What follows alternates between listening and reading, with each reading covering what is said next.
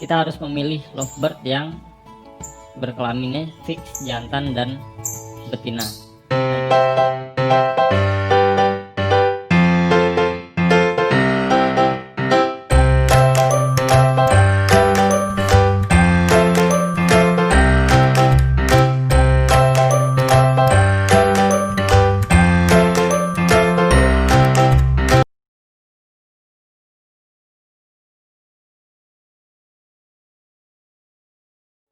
Kita akan membahas cara beternak lovebird khususnya bagi pemula.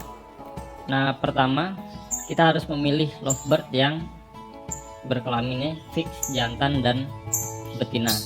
Nah, jika teman-teman belum tahu cara membedakan jantan dan betina, yang jelas nih ciri-ciri lovebird jantan itu adalah manggut-manggut seperti mau memuntahkan makanannya. Dan ciri lovebird betina yang jelas ngapal atau mesawat ya.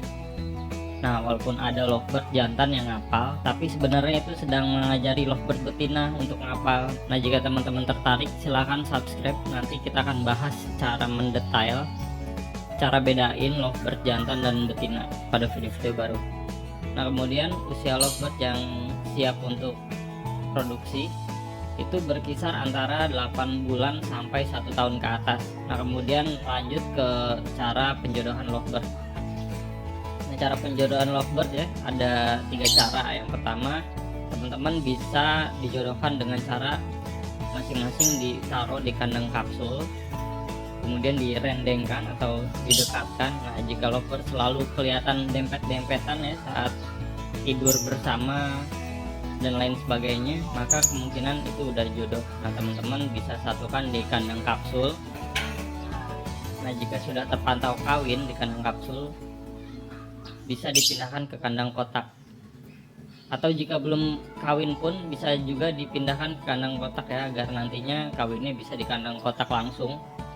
Nah, cara kedua bisa langsung disatuin aja kedua lovebird tersebut. Jika langsung berjodoh ya alhamdulillah.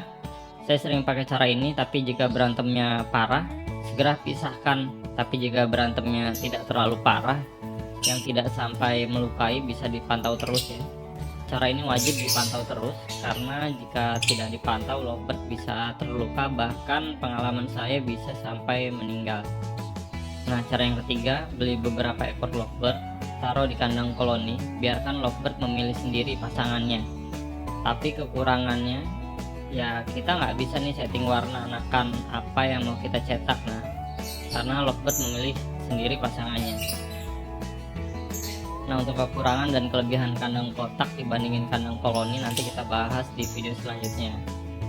Nah, selanjutnya ciri lovebird berjodoh. Ciri lovebird berjodoh itu pertama sisir-sisiran, kedua jantan meloloh betina, ketiga lovebird terpantau kawin.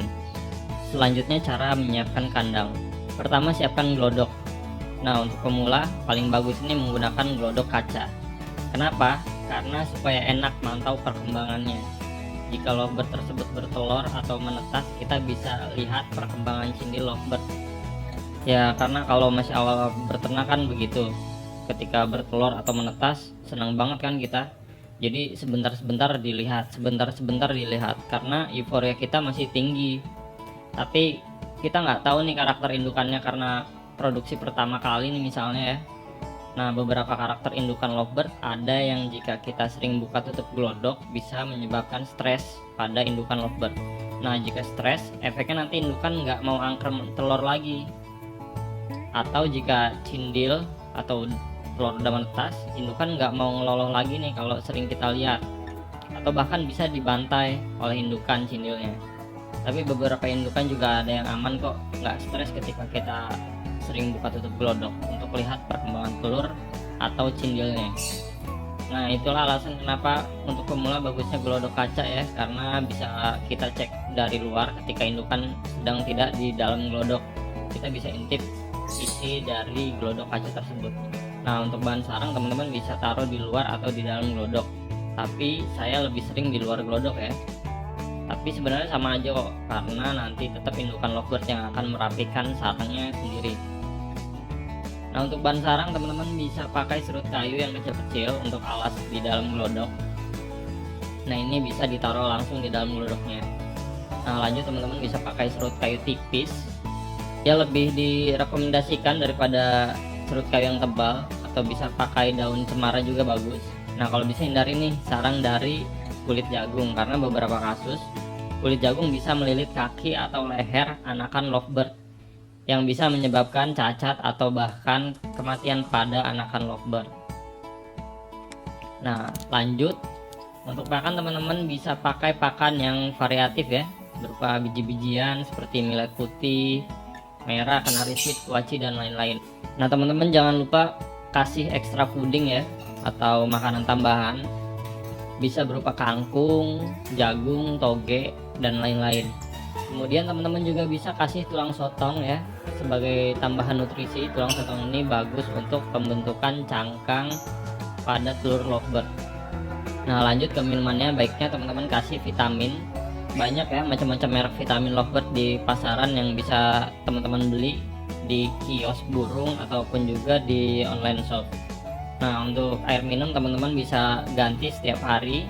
Nah untuk proses ini teman-teman bisa pakai makanan atau extra fooding dan minuman yang menambah birahi lovebird agar cepat kawin. Contohnya teman-teman bisa pakai toge atau kuaci dan lain-lain. Nah untuk kuaci saya rekomendasikan nih kuaci yang putih ya teman-teman.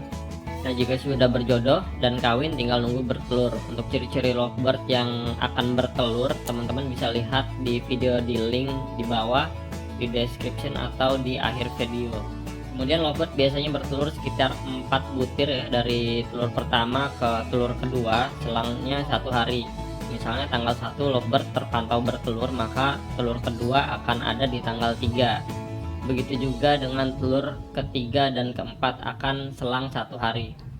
Nah di usia 10 hari dari telur pertama teman-teman bisa cek nih telur lovebird dengan cara di center apakah telur itu jong ataupun isi. Jika jong teman-teman bisa cabut aja biar lovebirdnya cepat produksi kembali.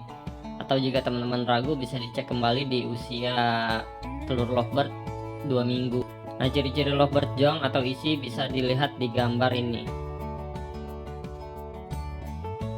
Kemudian telur lovebird menetas normalnya di usia 21 hari.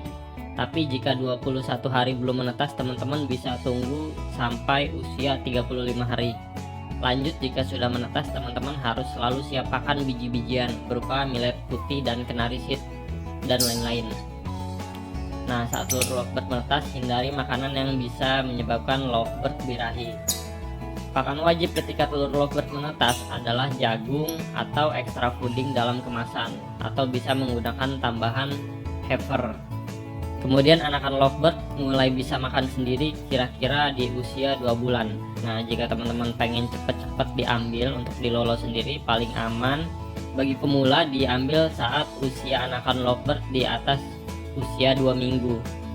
Setelah itu teman-teman bisa mengistirahatkan indukan lovebird sekitar seminggu atau 2 minggu untuk kemudian dimasukkan ke kandang produksi agar cepat berproduksi kembali. Oke sekian video kita kali ini, teman-teman bisa subscribe atau berlangganan gratis ya teman-teman. Like jika teman-teman suka dengan video ini, share atau bagikan jika teman-teman rasa video ini bermanfaat buat teman-teman. Komen di video apa yang pengen dibahas di video selanjutnya. Terima kasih telah menonton video ini sampai akhir dan sampai jumpa di video selanjutnya.